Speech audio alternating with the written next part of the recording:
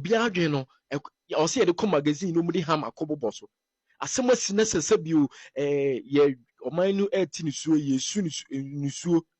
a de ani kwase de politics na Kwame A+ uko join NDC ni sese wadwen ne nye Kwame A+ udo won ko dom NDC no wadwen o sa o ya asebodamfo. Fact in the history of Ghana, say ye ka ebra Ghana Parliament accepting the party say ebi mu ye nkwasiafo to the point say ono ankasa gye ne hutum say me kwasia. This 9th Parliament 2025 we. The 9th Parliament agye nkwasiafo pa. Amomo ankasa gye mutum say me ye kwasia. Kwame A+ akotena Facebook akodidi obi atem akoka chen ba cross sebe ne ma me twa nyina e wo Facebook e de ama no e mo wi orita so no onye MP a obu ne ho oye oka MP na omumu hu ni bi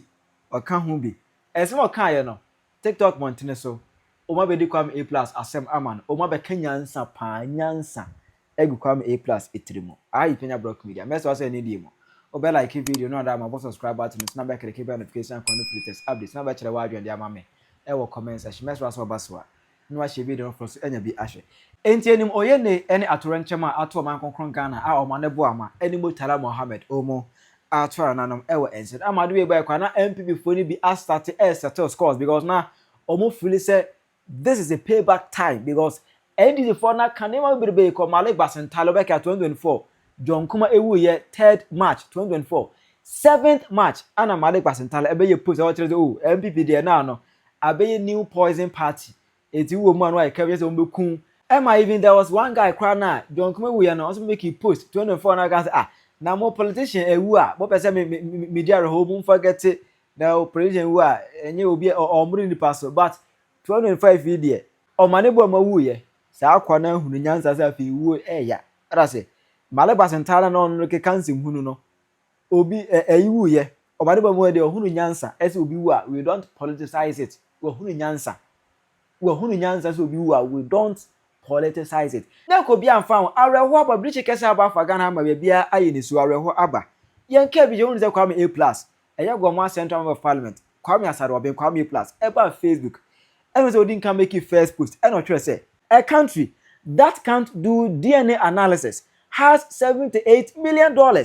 to spend on the whole into parenthesis cathedral. Yes, or the guy make it post oh my say DNA credit team near Ghana I be say cost South Africa and the honor but Omane has $78 million at the cathedral cathedral mena Kwame price can make it this post let's say Kwame plus what's my canon we feel say oh yeah money and we are the bemu no as any say what I say and also make it another post and what you say when Akufo Addo became president Mahama had built UGMC hospital. Instead of adding DNA, he spent $99 million on a hole. And was had a tattoo akokora bone. Je Kwame A+ echirim say Akufo Addo ba be mu no. Na Mahama esi UGMC University of Ghana Medical Center. Na Mahama esi dada. Iti go say Akufo Addo ba kwa de DNA ebe mu bi bat. Wan fa DNA amemo. And asema Kwame A+ e kan ye no. O making post where with Kwame A+ ni mu nyansa. Kwame A+ making post where with ni mu nyansa or the parliament hokwa ni ti hwinim because as MP oye honorable asemba ye nyina nkan ne mu nteten kran ne ewo na ba ye nyina ye monne aha na wo be play politics there ne yanko edia on the 6th of July 2018 ana MP for the call Ghana Parliament MP before e dey call parliament say UGMC hospital one say Atamus at phase 1 almost person almost phase 2 and to here an amount of 78 and an amount of 47 million euros and a DSC and a parliament etiase and a parliament approving that loan is okay omunkwaji loan no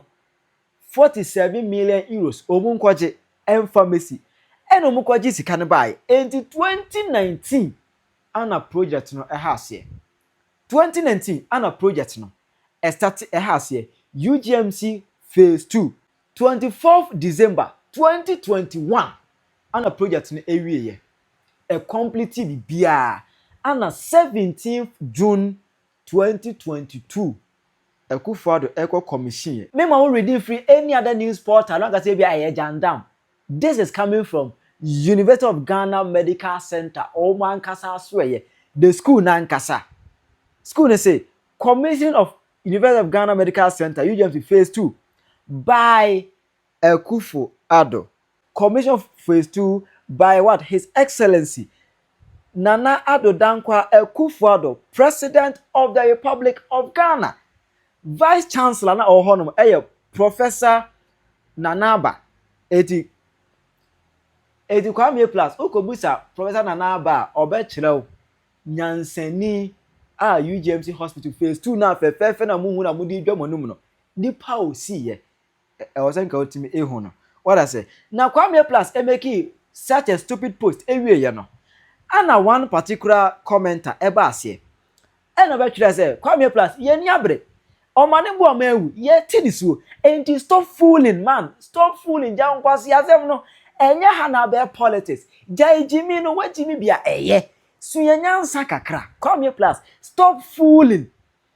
Kwame A-Plus oh ehene ha ese me honorable bia makasa no be cast of friend on so ego ko say to or reply no tire say sebe mano sumina so sebe wo ma me ni twam abua bi ba hey woman me true mu. You see those MP wearing tie. I know be that one Samu. Onye toto me pink. And this is coming from no other person other than Kwame A-Plus Asare Oben. Kwame Asare Oben Gomwa Central Member of Parliament. Enti Gomwa fo kan munyanse nyina bo mu no. Nipa mu yi ne so nko gyina manam mamo. Woni. Woni. I hear me very important meka. Oh my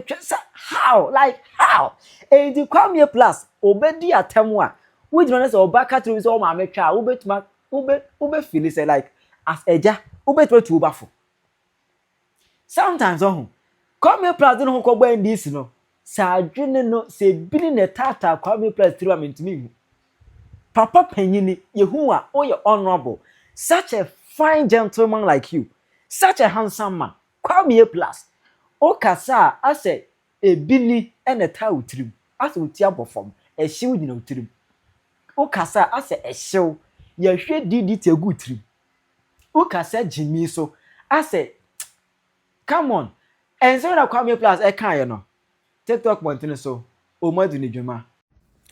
Abusua it is possible Mr. Montag Mr. Franklin Kudu ene Kwame A-Plus ene amanfo aban mu mpanifo ni bia Omayo madwe se omo de bridge abo oman Ghana no omo ne yensumbo na mbom omba choro niama bi de agusto hye bi just to score some political point bi me person bi se Kwame A-Plus every se wanyini ye ebesi sabre ya wadi MP akọ school friti ne nkwala bre mesi sabre no abanya ba abanya ko hu aban aba ama abanya ko wentimi anka nchira aban bi ase wonsi edi ne center Ghana ase wentimi anka nche President JJ Rollins, went to be President Akufo, went to be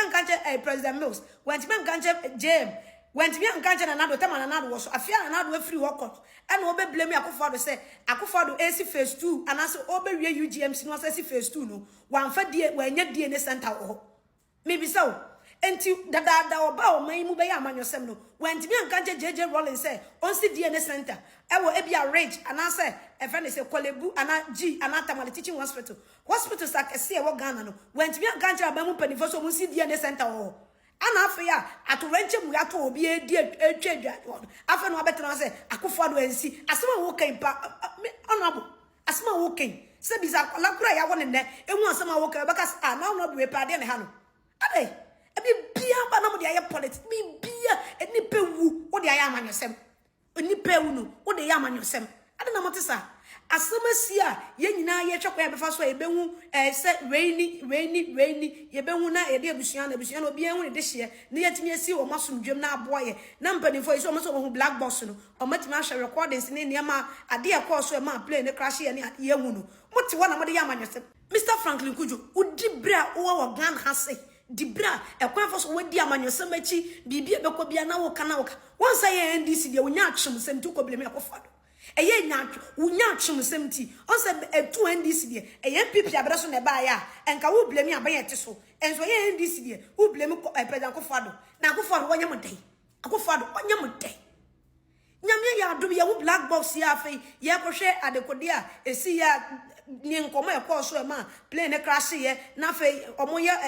DNA so ni ehu bodies ni odi obi ade ama na busua na obi ehu ne de na aye kama kama na oman ni monjo sisi e tie se ade esi ye e bia na unim anase bia na obi tinche na onim de yakoso but amanfo nsam mo kan ebetimi kro obi anim adekode e ba ebisi ebetima so obi na tutu obo plane mu ebisi ebetima e bomb bi afiri ba bi ba ye ebetima ba say break failure ebetima nsam bebrebe ebetima ba say weather amanfo kan ye nyina ya bo aban no se aban ebetima nhwemu ne enwa de kro a this enkwanhia we ba ye se be ya ebetima asinya no kwan na abo ne yenhia future occurrences ebi nsi bio muti wona mo de yamanyosem se muntimi ene abusua no ensumbom muntimi ne nkofo kura na Dr. Omane Boamah ne other people no mo free mu no ensumbom ha yesra mo kama no ntum ye Penyah atwomsem abusua me ra wa mo my Ghana MPD say abafo papa me ra wa ma gumwa central for papa MPD o makoto abama ne se fe no Kwame A-Plus na Kwame A-Plus de wa ma MPD abafo papa abusia mbe ka ye helicopter crash ye ba ye ma nipa 8 ewuye ena yesi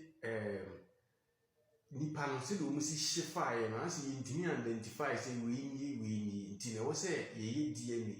na sa the type of DNA ni so ye nye bi organ nti wo se ye fry sa omo body ni de ko South Africa ekoye sa DNA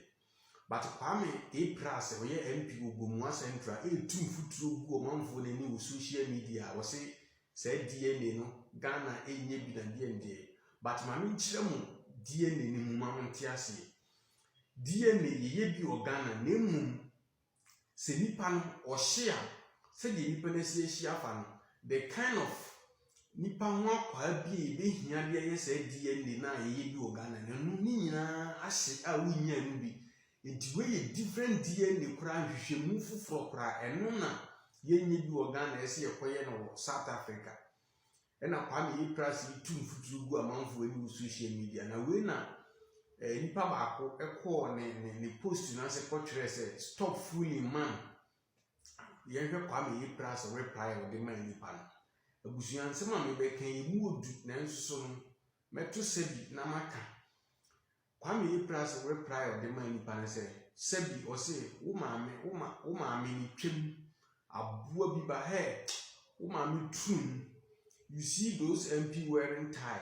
me I no be that one samo when you totomi pink and no dey nim say enkran kasa dia hwe Kwame A-Plus before be MP UTV subansi ya na no de na di wo UTV sa na Gomwa Central for dia kwoto abama ni nim say MPD nyatoma wa ye de honorable eto so eti nim say Kwame A-Plus suban asesa fe kra no wo ye ne west na me nim say Gomwa Central for eye uhwe a eye NPC wa omato abama omaba kwa no na adu mu hwam no mu pe obi ase di Kwame A-Plus ni ye sure say aba omotoma na eye just awrechichire bi na Gomwa Central for de chichire omo ho wure omo fan say ase consolation prize but me sure say 2028 Gomwa Central for be tu omo ho fo because say the MPD abafo no wonder say lewin so ese 2028 oba for afija kwa abre no nso abeke kan kwase asem say ya etino Ghana ana say Gomwa Central for mumeta MP na moto aba mumma metam ne nko enim gu ase ya odi igu mu Ghana ene parliament na eno busa ebi adunde ye penifo obi adwene nye obi abodam obi akokoma obi adwene no o se ye de ko magazine no mu de ham akobobo so asem asina sese bio ye oman nu eti nisuo yesu nisuo de ni kwanse de politics na Kwame A-Plus uko Johnny NDC nse se wadwene ne nye Kwame A-Plus udo won ko dom NDC no wadwene o sa o ya ase bodamfo ya adwene won ne se yempese be blame games bia wo se when Akufo Addo became president Mahama had built it's supposed to be built and you built Kwame A-Plus. Honorable, would you wait a Parliament House? Would you wait Parliament House? Mahama had built UGMC. Instead of adding DNA, he spent 97 million on a hole. Akokra Bonne. Who blame Akufo Addo? So I Akokra Bonne, Kwame A-Plus. Timamuni and a very reply say, Honorable Jai Jimina or Jimin. Me A-Plus, Timamuni, I catch us a nipper with Jai blame games in a Jimina or Jimia. A whole honorable minister, a whole MP. I would say, Oyamra Shebe Jenia or Shamra, am I gonna for this? Now, could the Nipako Mame, the private part? Share more share the A-Plus, no reply the Martimabuni. Or say, Mekan will be able to say, I can with Jimmy Mekan. Or say, Omane, or say, Omame, Nikim, Abu Biba. Hey, Omame Trum, you see the MP wearing tie. Me, I know be that one, I know be that one, Samuel. Onya Totomi, wait to watch the Shamra Magana for this. Wouldn't be a Akufo Addo, the Ekafa Akufo Addo, and so Papa no reply that. Wouldn't be a Kafa John Mahama, and so I better we go more for Madam Koto about the Marino, and I go more for party, more margin, more Koto about map, margin in you. More margin yet is on one, more Koto about Mambo Badam, as honorable minister. Come here, plus. Say, Mrashebe German, won't mean now when you're Jumana at the Ultimate, Quatra YouTube in a doom quasi as a mo. So we were not intimate now. Necessary timamufo can out the Omumamia assay a bit do matter because honorable dear and I say leaders the more ya than any hour see a catch them now the Pacroma private parts a bit dinner that co you TV now quite on a show base you co you TV honum